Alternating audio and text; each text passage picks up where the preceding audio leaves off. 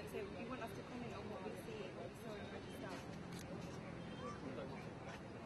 It's very, very hot. Yes. But actually, beautiful buildings, lots and lots of history.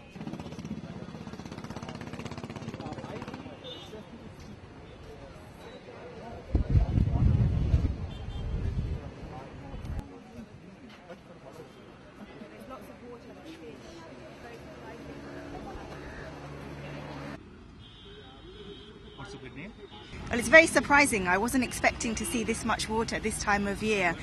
Lots of things that I've heard about Rajasthan is they're like a desert area, it's dry, it's very, very hot, 49, 50 degrees. And then I come here and it's so wet and so... yesterday it rained for 10 minutes, it was a flood. We had to walk through water on the main road. And this is very surprising. Lots of fish in the water, breezy, it's very nice.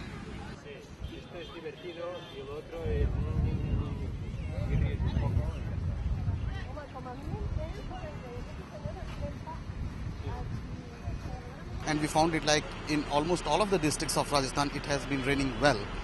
And as far as Jaipur is concerned, I am very pleased to see that almost the Jal Mahal is quite filled with water.